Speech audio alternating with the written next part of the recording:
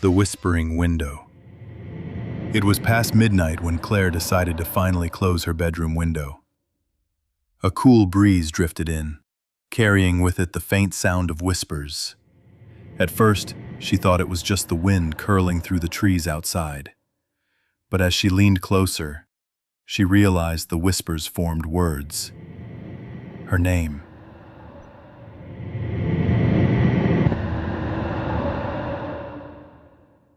Someone, or something, was whispering her name through the darkness.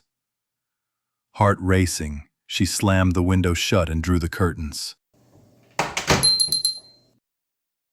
For a moment, the whispers stopped.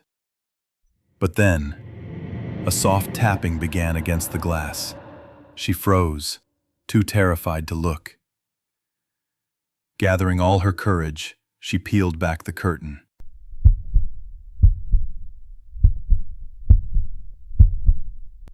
Nothing was there. No one stood outside. Relieved, she backed away, until she noticed something that made her blood run cold. The window was fogged from the inside. In the condensation, clear finger marks dragged slowly down the glass, as if someone unseen was pressing from within the room. The whispers returned, this time much louder, right behind her ear.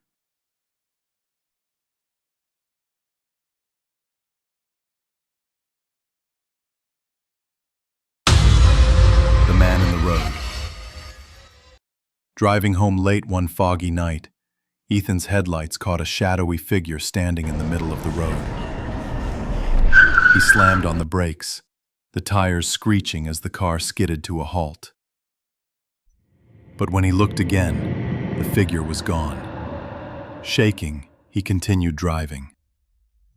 Just a few minutes later, the figure appeared again, closer this time, standing right by the side of the road. It was a tall man, pale, dressed in ragged clothes that looked soaked through. Ethan slowed down, trying to get a better look. But the man's face was obscured, and then, impossibly, he was suddenly right beside the driver's window. Ethan swerved in panic, nearly running off the road. He sped home, heart pounding. When he finally pulled into his driveway, he sighed in relief. But as he stepped out of the car, he froze. Wet, muddy footprints led from the road all the way up to his front door.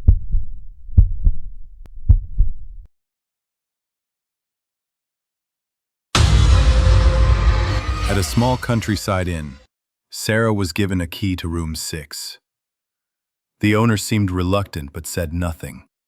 That night, Sarah couldn't shake the feeling that she wasn't alone. She kept hearing faint knocks, first on the wall, then under the bed, then at the closet door. She checked every time. Nothing. Finally, exhausted, she turned off the lamp.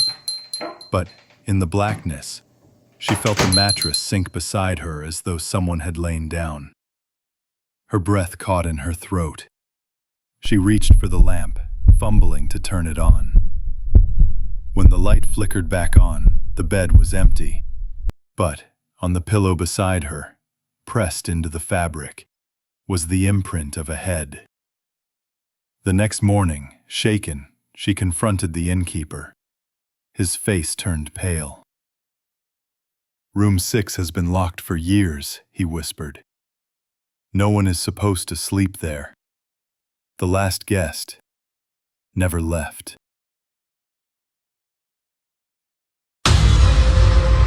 The knock at the door. Michael lived in a quiet neighborhood where nothing unusual ever happened. One night, just after 3 a.m., he heard a soft knock at his door. Too late for visitors, he ignored it. But the knocking came again, louder this time. He peered through the peephole, but saw nothing. No one stood outside. Nervous, he checked the window overlooking his porch. Still, nothing. Convinced it was just some prank, he went back to bed.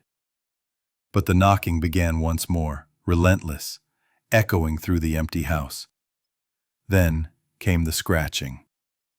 Long, drawn-out scrapes across the wooden door, like fingernails dragging down its surface.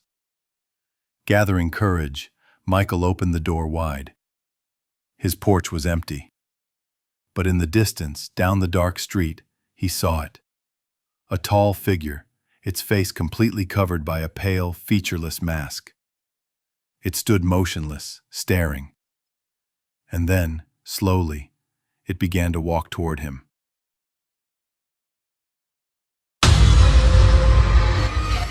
The last call. Emma worked late at the hospital and always took the same deserted street home. One night, her phone rang, an unknown number. She answered. At first, only static. Then, faintly, she heard her own voice whispering, "Don't look behind you." Chilled to the bone, she hung up and kept walking. But the phone rang again. This time her voice said, "He's right there." Her legs trembled. Against her better judgment, she glanced back. In the distance, under a flickering streetlight, a man stood perfectly still, watching her. She broke into a sprint, phone clutched tight. The ringing didn't stop.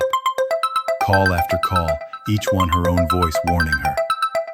She burst into her apartment, slammed the door and locked it.